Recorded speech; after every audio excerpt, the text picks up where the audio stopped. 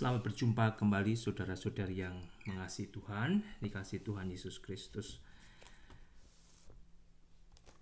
Saya berterima kasih untuk hari ini kepada Tuhan. Saya diberikan hari di mana saya juga boleh menikmati anugerah yang Tuhan berikan. Biarlah semoga Anda juga bisa mengucap syukur kepada Tuhan atas hari yang Tuhan anugerahkan kepada Anda. Dengan mengucap syukur, Anda tahu Anda berada di dalam pemeliharaan Tuhan dan kasih sayang Tuhan. Saya akan melanjutkan dari Wahyu pasal yang ke-10. Saya akan berdoa terlebih dahulu. Bapa di surga, hamba mengucap syukur, terima kasih. Terima kasih untuk hari ini Tuhan. Terima kasih apa yang hamba juga boleh alami bersama keluarga. Dan biarlah setiap anak-anakmu juga boleh mengucap syukur dengan apa yang mereka boleh alami. Engkau berkuasa, Engkau memelihara kami, dan biarlah kami menyerahkan hidup kami untuk Tuhan Yesus pelihara. Untuk Tuhan Yesus berkati, untuk Tuhan Yesus juga bentuk dan pakai untuk pekerjaan Tuhan. Ampuni untuk segala dosa kami, Bapa. Berikan berkat firman-Mu untuk membangun kehidupan iman rohani kami dan kehidupan kami bersama-Mu, baik secara pribadi maupun bersama jemaat-Mu. Dalam nama Tuhan Yesus hamba boleh berdoa dan mengucap syukur.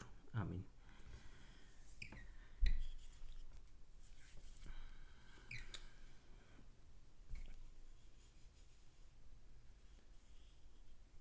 Pasal ke-10 dari kitab Wahyu, saudara, saya akan melanjutkan yang mana di pasal ke-9 saya sudah baca, dan di bagian akhir dari pasal 9, saudara, kalau Anda perhatikan ada satu kelompok orang yang memang sukar untuk kita pahami, sukar untuk kita mengerti, ya. Pasal 9 ayat 20-21, tetapi manusia lain yang tidak mati oleh malapetaka tidak juga bertobat dari perbuatan tangan mereka. Mereka tidak berhenti menyembah roh-roh jahat dan berhala-berhala dari emas dan perak, dari tembaga, batu, kayu yang tidak dapat melihat atau mendengar atau berjalan. Berhala mati, ya, berhala itu mati kalau Anda perhatikan, saudara. Tetapi mereka ini masih terus aja menyembah kepada mereka, dan mereka tidak bertobat daripada pembunuhan, tetap melakukan pembunuhan, sihir, percabulan, dan pencurian. Orang-orang berdosa yang tidak mati dalam peristiwa malapetaka pasal ke-9 ini, saudara, tidak juga mau bertobat. Satu pemandangan yang mengerikan betapa gelapnya dosa. Mereka masih kembali mempraktekkan dosa.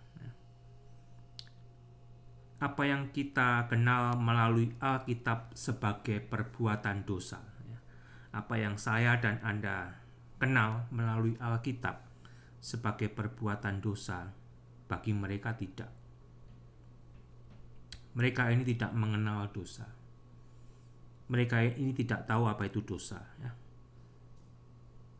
Dosa itu tidak ada di dalam tata bahasa peribahasa mereka, vokabulari mereka tidak ada. Apa itu dosa mereka tidak ada, ya. Karena meskipun mereka telah mengalami murka atau hukuman Allah, mereka tidak datang kepada Allah menyadari dosanya, tidak, ya. Karena bagi mereka perbuatan mereka itu bukan dosa, ya. Mereka tidak datang kepada Allah minta ampun atas dosanya dan bertobat, tidak. Tetapi masih tetap balik menyembah roh-roh jahat.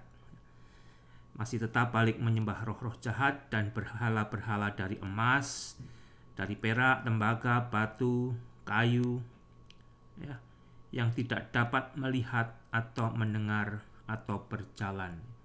Sebenarnya orang-orang yang menyembah berhala-berhala seperti itu, mereka menyembah benda-benda mati. Ya. Apa yang membuat mereka percaya? Itu semua sebetulnya adalah karena pekerjaan daripada bapa segala dusta, bapa segala penipuan iblis. Mereka juga masih melakukan pembunuhan, masih mempraktekkan sihir, percabulan, dan pencurian. Mereka mempraktekkan ini semua karena mereka lebih menyukai kegelapan daripada terang. Ya, kalau Anda baca di dalam Yohanes 3 ayat 19-20, saya akan coba saya buka sejenak.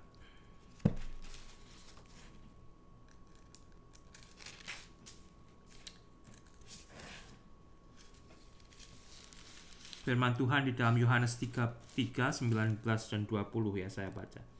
Dan inilah hukuman itu, terang telah datang ke dalam dunia, tetapi manusia lebih menyukai kegelapan daripada terang, sebab perbuatan-perbuatan mereka jahat. Sebab barang siapa berbuat jahat, membenci terang, dan tidak datang kepada terang itu, supaya perbuatan-perbuatannya yang jahat itu tidak tampak. Ya. Manusia-manusia tersebut lebih menyukai kegelapan, dan mereka tidak mau datang kepada terang. Mereka tidak mengenal dan tidak mau kenal apa itu yang disebut dosa. Mereka tidak mau tahu, ya. Tidak mau diperkenalkan apa itu dosa.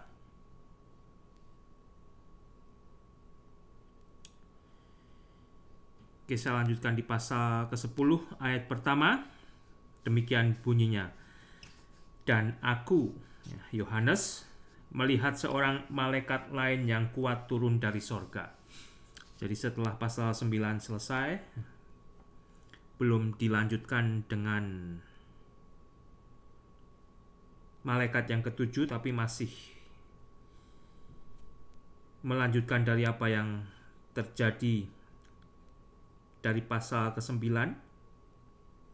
Yohanes melihat malaikat lain yang kuat turun dari sorga, berselubungkan awan, dan pelangi ada di atas kepalanya, dan mukanya sama seperti matahari, dan kakinya bagaikan tiang api.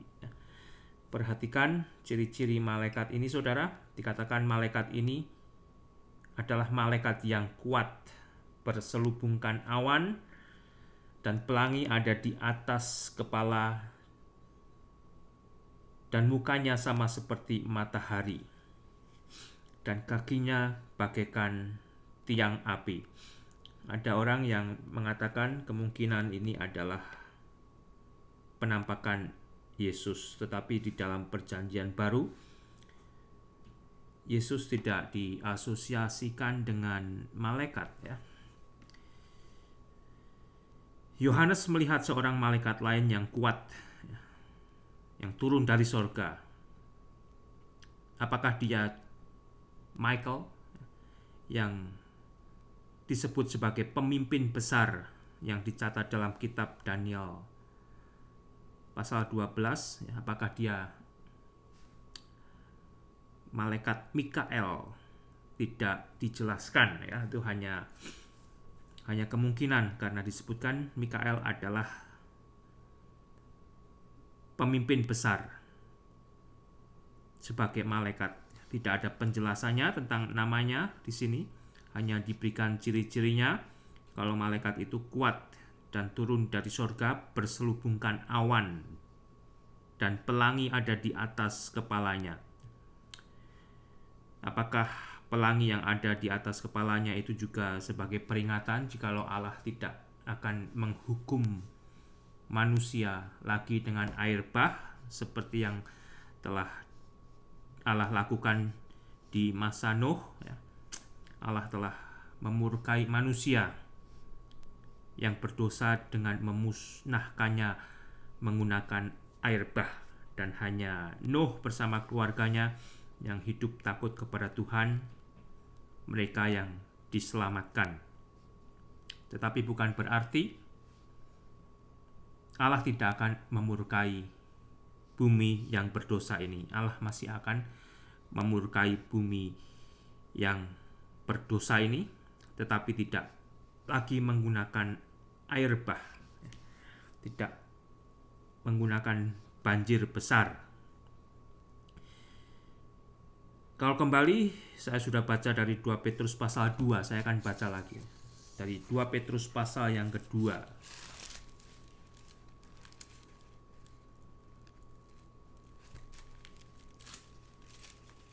2 Petrus pasal yang kedua.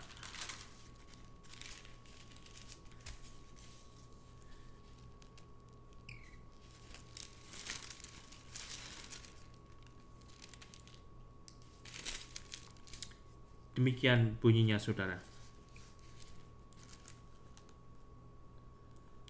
Sebagaimana nabi-nabi palsu dahulu tampil di tengah-tengah umat Allah, demikianlah pula di antara kamu akan ada guru-guru palsu. Mereka akan memasukkan pengajaran-pengajaran sesat yang membinasakan, bahkan mereka akan menyangkal penguasa yang telah menebus mereka, dan dengan jalan demikian segera mendatangkan kebinasaan atas diri mereka. Banyak orang akan mengikuti cara hidup mereka yang dikuasai hawa nafsu.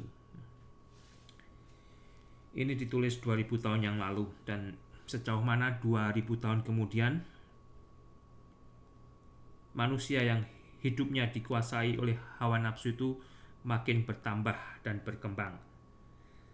Dan karena mereka ini jalan kebenaran akan dihujat. Mereka menghujat Allah, mereka menghujat firman Allah, mereka menghujat firman Tuhan yang menunjukkan jalan kebenaran kepada manusia. Dan karena serakahnya guru-guru palsu itu akan berusaha mencari untung dari kamu dengan cerita-cerita isapan jempol mereka, tetapi untuk perbuatan mereka itu hukuman telah lama tersedia dan kebinasaan tidak akan tertunda. Kembali, saudara, dosa ada upahnya. Sebab jikalau Allah tidak menyayangkan malaikat-malaikat yang berbuat dosa, tetapi melemparkan mereka ke dalam neraka, dengan demikian menyerahkannya ke dalam gua-gua yang gelap untuk menyimpan mereka sampai hari penghakiman. Dan jikalau Allah tidak menyayangkan dunia purba, tetapi hanya menyelamatkan Nuh, pemberita kebenaran itu, dengan 7 orang lain ketika ia mendatangkan air bah atas dunia orang-orang fasik. Dan jikalau Allah membinasakan kota Sodom dan Gomora dengan api, dan dengan demikian memusnahkannya dan menjadikannya suatu peringatan untuk mereka yang hidup fasik di masa-masa kemudian, tetapi ia menyelamatkan Lot, orang yang benar, yang terus-menerus menderita oleh cara hidup orang-orang yang tidak mengenal hukum dan yang hanya mengikuti hawa nafsu mereka saja. Sebab orang benar ini tinggal di tengah-tengah mereka dan setiap hari melihat, saudara, dan mendengar perbuatan-perbuatan mereka yang jahat itu, sehingga jiwanya yang benar itu tersiksa. Kembali, saudara, sebagai orang Kristen, saya mau mengingatkan diri saya sendiri dan mengingatkan Anda. Apakah jiwa Anda tersiksa melihat dosa berkuasa, melihat dosa terus tambah maju, tambah berkembang, melihat dosa menyelusup di tengah-tengah persaudaraan kita, menyelusup di tengah-tengah keluarga kita, menghancurkan teman dekat kita, menghancurkan saudara kita, menghancurkan keluarga kita, bahkan mengancam diri kita, saudara. Tidakkah Anda sadar akan itu? Tidakkah Anda menyadari akan hal itu? Tidakkah Anda tersayat-sayat, sedih melihat dosa yang terus merajalela? Atau kembali Anda justru menikmati Anda tidak peduli. Ya. Anda tidak peduli. Amerika itu negara yang maju dan besar, saudara. Banyak yang baik muncul dari Amerika, tetapi banyak yang buruk juga muncul dari Amerika. Apa yang telah muncul di Amerika biasanya merambat ke negara kedua dan ketiga. Kalau itu yang baik, puji Tuhan, saudara. Tetapi kalau itu yang tidak baik, yang buruk, yang negatif, berhati-hatilah. Ya. Bicara gudangnya tempat pembunuhan Amerika. Baik anak-anak maupun orang dewasa, berapa banyak mereka mati dibunuh tiap hari, ya, tiap minggu, tiap bulan. Bahkan berapa banyak ya, pembunuhan janin yang masih ada di kandungan itu dibunuh tiap hari di Amerika. Amerika itu gudangnya, saudara. Apakah hati Anda tidak tersayat-sayat sebetulnya melihat perbuatan kegelapan seperti itu? Sehingga kembali, saudara, di pasal ke-10 kepada malaikat yang kuat itu, mukanya seperti matahari dan kakinya bagaikan tiang api. Sebagian mengatakan jika malaikat ini adalah Yesus, tetapi kembali dalam perjanjian baru tidak ditemukan kata malaikat yang berasosiasi dengan Yesus di dalam perjanjian baru. Ayat yang kedua, dalam tangannya ia memegang sebuah gulungan kitab yang terbuka. Jadi malaikat ini di tangannya memegang sebuah kitab kecil, gulungan kitab kecil yang terbuka. Di pasal kelima, kalau Anda masih ingat, di sana Yesus sebagai anak domba menerima gulungan kitab yang berisi diantaranya 7 meterai. Dan di sini kita membaca di tangan malaikat tersebut dia memegang sebuah gulungan kitab kecil yang terbuka. Dan malaikat itu ia menginjakkan kaki kanannya di atas laut dan kaki kirinya di atas bumi.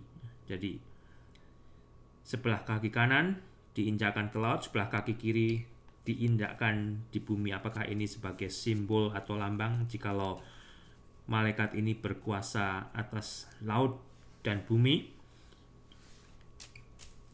Juga tidak dijelaskan. Sejauh itu yang kita bisa ketahui, saudara. Dan ia berseru dengan suara nyaring seperti singa yang mengaum.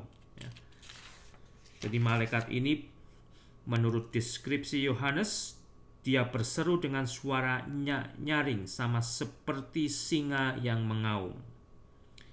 Dan sesudah ia berseru, ke-7 guru itu memperdengarkan suaranya, diikuti oleh suara dari ke-7 guru. Muncul 1, 2, 3, 4, 5, 6, 7 guru menyambut seruan daripada suara malaikat yang seperti singa mengaum.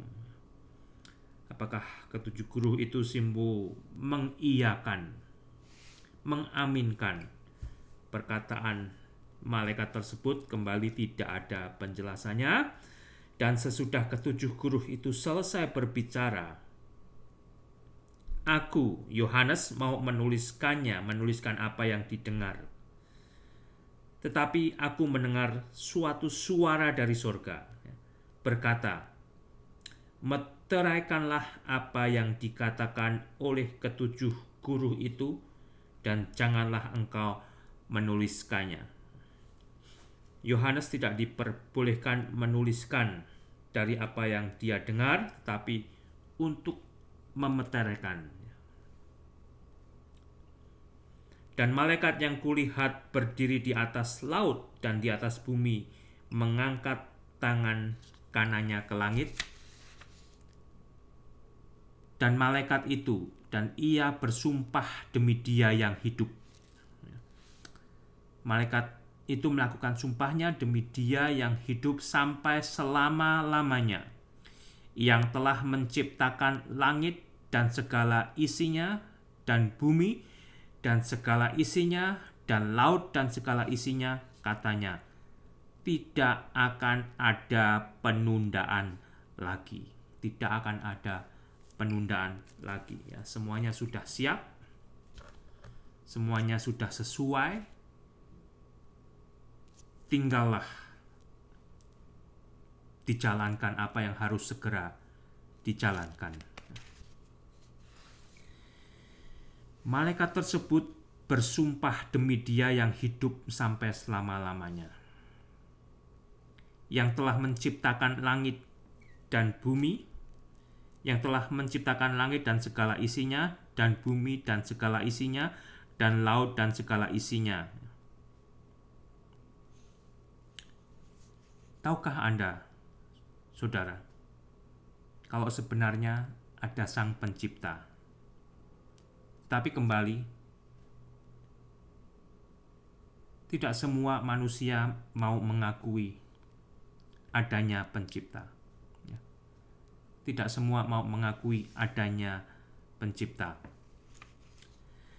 Tetapi dengan jelas kita di sini membaca bahwa malaikat tersebut bersumpah demi Dia yang hidup sampai selama-lamanya,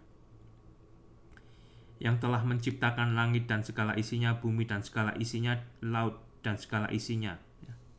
Anda tahu siapa? Siapa saudara yang telah menciptakan itu semua?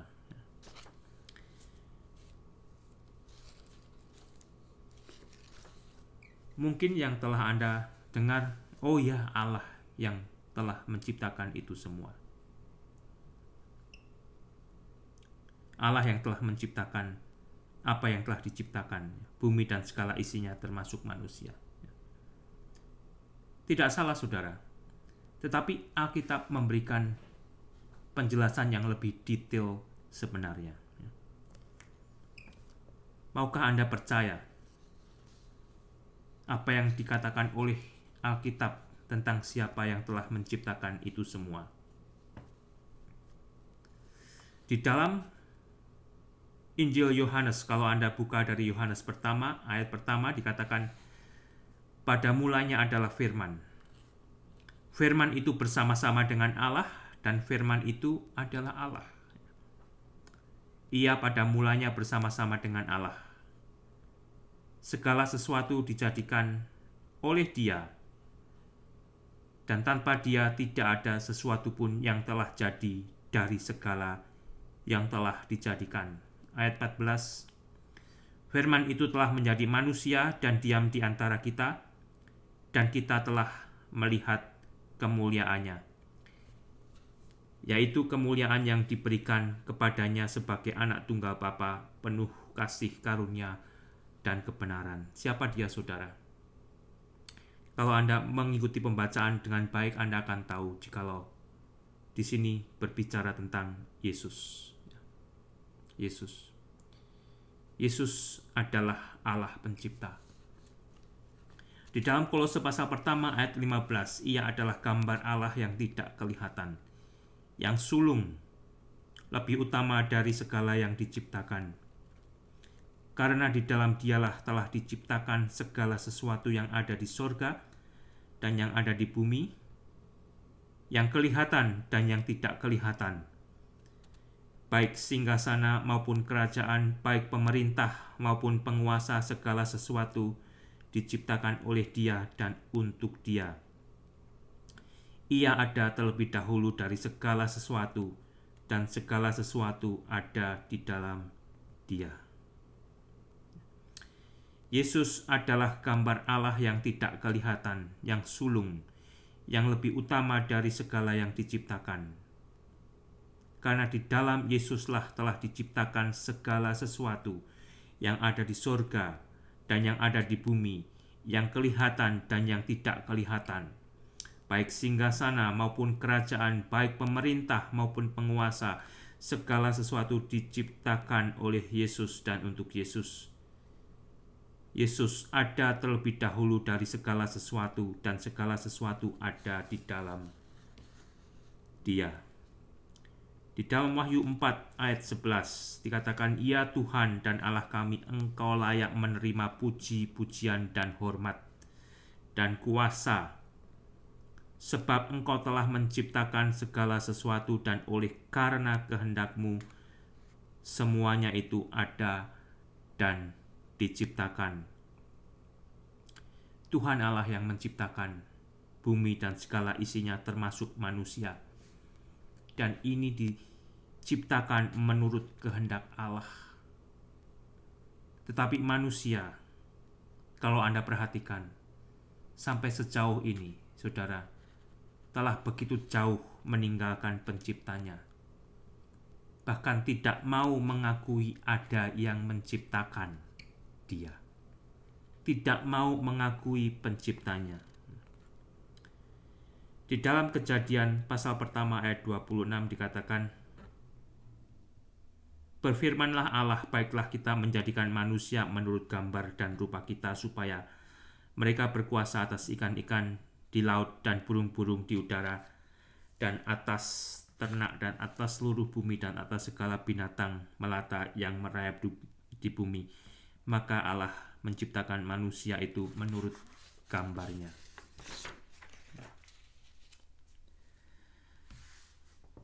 Yesus bersama Allah Bapa dan Allah Roh Kudus telah ada sejak awal.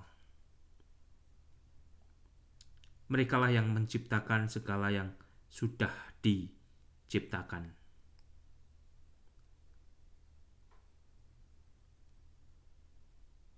Percayakah Anda sebagai manusia? Ada yang menciptakan. Percayakah Anda kepada firman Tuhan yang dengan jelas berkata, ini semua diciptakan oleh karena Yesus dan oleh Yesus. Luar biasa, saudara. Tetapi yang lebih luar biasa dalam konotasi negatif adalah sejauh mana sampai saat ini manusia telah meninggalkan Tuhan, ya, telah begitu jauh dari kemuliaan Tuhan. Manusia diciptakan oleh kehendak Tuhan, tetapi manusia tidak mau mengakui ada penciptanya, tidak mau mengakui Tuhan. Oleh karena itu, Anda bisa saksikan sendiri perbuatannya, ya. Bahkan orang yang mengaku bertuhan, kalau perbuatannya juga menunjukkan seperti orang tidak bertuhan, itu juga sebetulnya adalah salah satu petaka bagi orang itu, ya. Bagi orang itu. Kalau Anda baca dari Roma pasal 1, mulai dengan ayat ke-18. Roma pasal 1 ayat 18, ini juga ditulis 2000 tahun yang lalu, saudara. Saya akan baca, ya. "Sebab murka Allah nyata dari surga atas segala kefasikan dan kelaliman manusia yang menindas kebenaran dengan kelaliman. Karena apa yang dapat mereka ketahui tentang Allah nyata bagi mereka." Mereka itu sebenarnya bisa mengetahui tentang Allah, dan itu nyata bagi mereka. Sebab Allah telah menyatakannya kepada mereka. Sebab apa yang tidak nampak daripadanya, ya, kalau mereka tidak bisa melihat Allah, yaitu kekuatannya yang kekal dan keilahiannya, dapat nampak kepada pikiran dan karya Allah sejak dunia diciptakan, sehingga sebenarnya manusia tidak dapat berdalih. Sebab sekalipun mereka mengenal Allah, mereka tidak memuliakan Allah sebagai Allah atau mengucap syukur kepada Allah.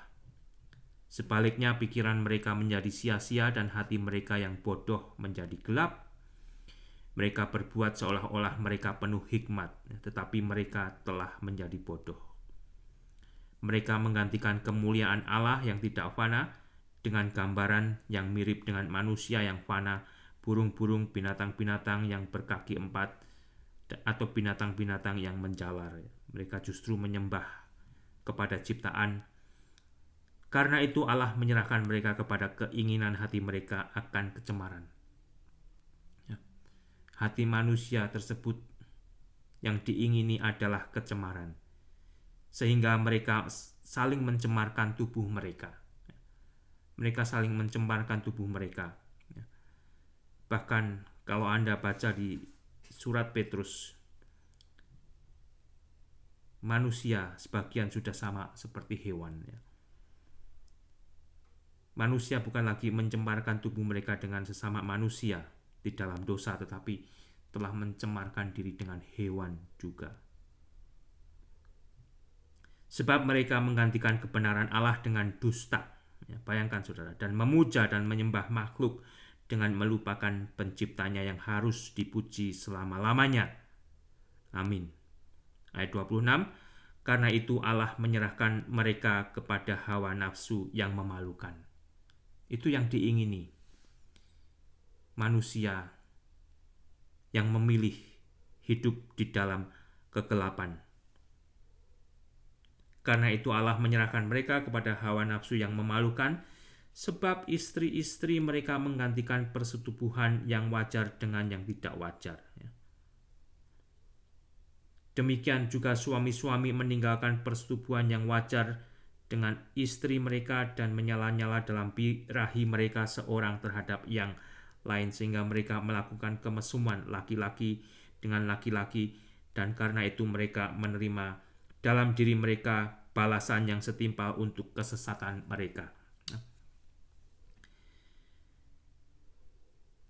Homoseksual dan lesbian itu adalah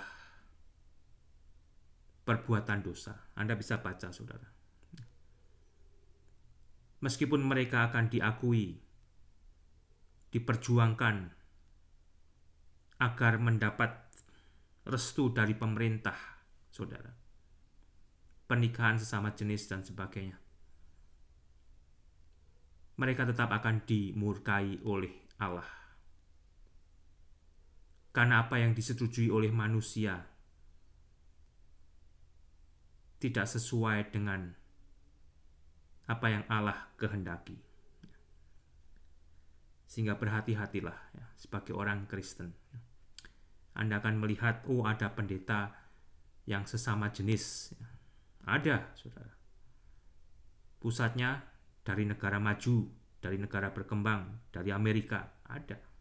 Jadi negara-negara kedua dan ketiga mengikuti dong. Baca Alkitab baik-baik, saudara. Apa yang muncul dari negara besar seperti Amerika kalau tidak sesuai dengan firman Tuhan, jangan diikuti, karena itu adalah dosa. Meskipun itu dari Amerika, mereka juga akan dimurkai oleh Allah karena dosanya. Dan kalau Anda tinggal di Amerika, jangan ikut-ikut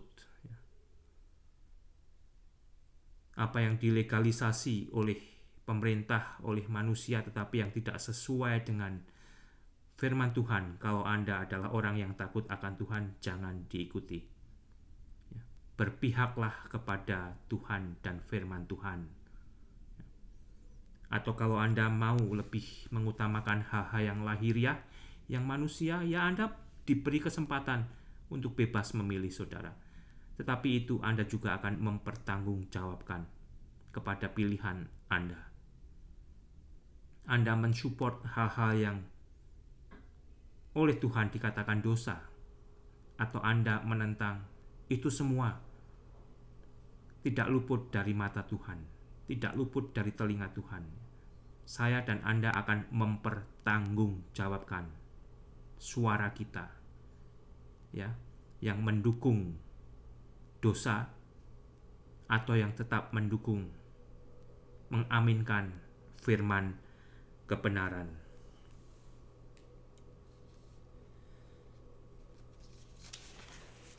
Kembali, saudara, mereka mengatakan tidak ada lagi penundaan. Ya. Tidak ada lagi penundaan. Semuanya sudah siap. Semuanya sudah sesuai, sudah cocok. Ya. Sudah siap dimurkai. Kalau Anda perhatikan, kita hidup di zaman yang sepertinya sudah matang, saudara. Sudah matang. Ya. Dosa sudah berkuasa. Manusia yang tidak takut akan Allah tambah banyak. Manusia yang tidak mengakui akan adanya Allah tambah banyak. Manusia yang meminta apa yang dulunya dosa tidak lagi mau tahu apa itu dosa.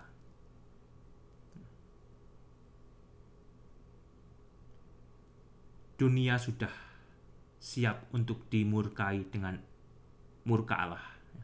Artinya apa, saudara? Kita berada di zaman akhir. Kita berada di zaman akhir. Dengan demikian, waktu kita sebenarnya pendek, saudara. Waktu kita pendek. Kita tidak tahu kapan Tuhan akan datang untuk menjemput gerejanya, menjemput jemaatnya. Sewaktu masih ada waktu kembali. Ingat, saudara. Ingat keluarga kita masing-masing, ingat saudara kita.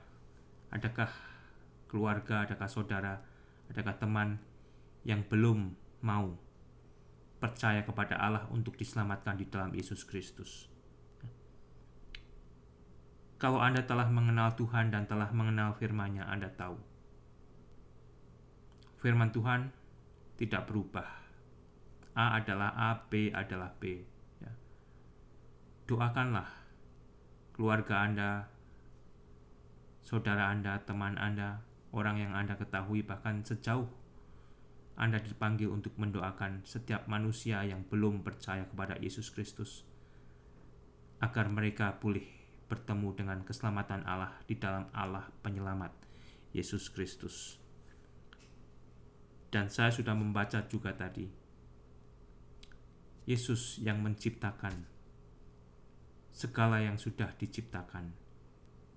Tapi apakah semua manusia mau mengakuinya juga? Dan kembali, saudara, sebetulnya Alkitab ini bisa dibaca siapapun, terbuka, dibaca oleh siapapun. Dan bahkan sampai saat ini terus berusaha diterjemahkan dalam bahasa-bahasa setempat, agar mereka bisa mengerti secara langsung, secara tersendiri dengan membacanya. Jadi bukan hanya mendengarnya. Kalau Anda belum membaca isi Alkitab, bacalah, saudara. Anda belum jadi Kristen, Alkitab ini terbuka untuk Anda.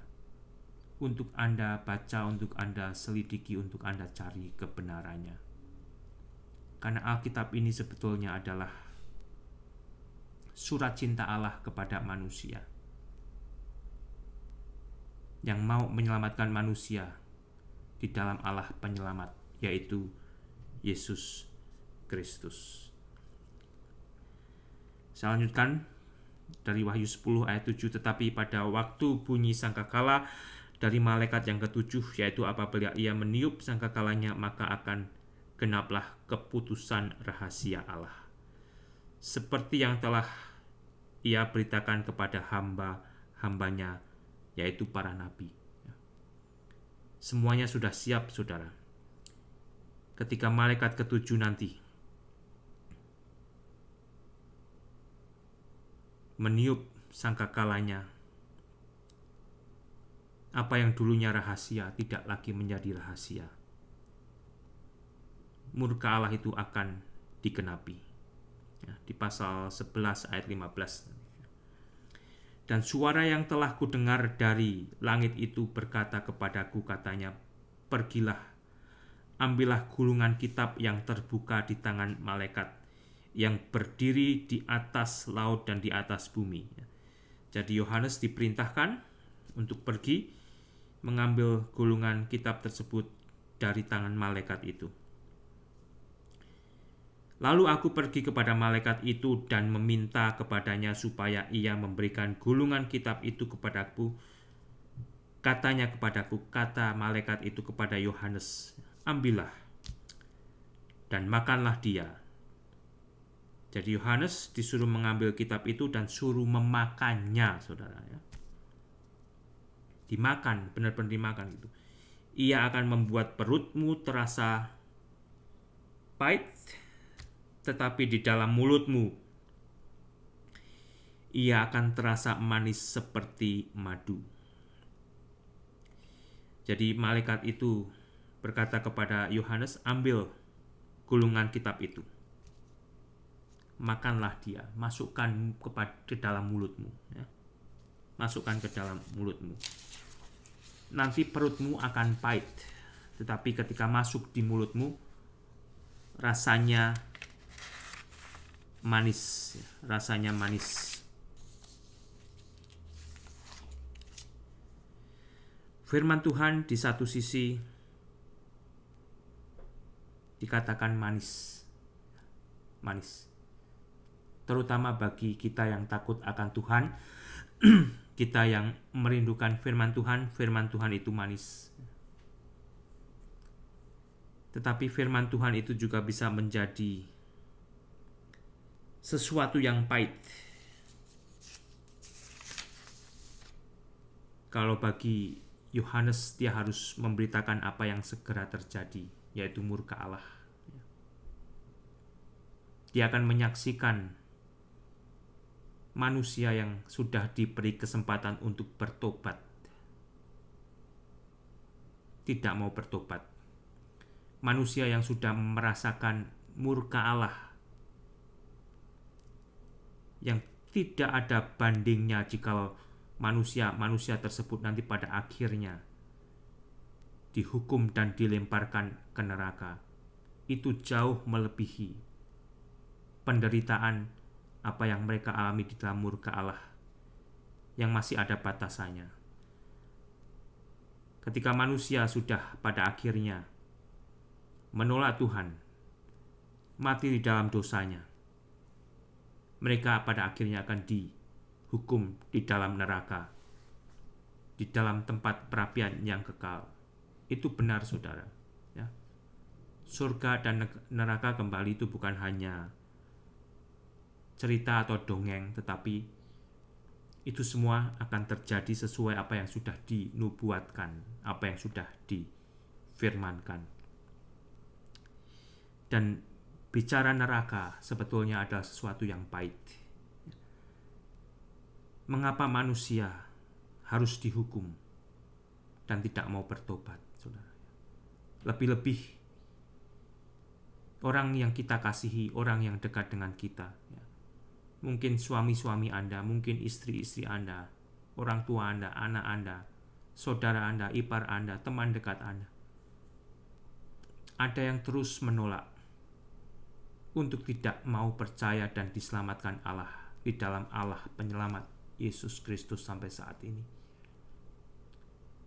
Berita ini adalah berita yang pahit sebetulnya, karena mereka akan dihukum, akan menerima upah dari dosanya, saudara.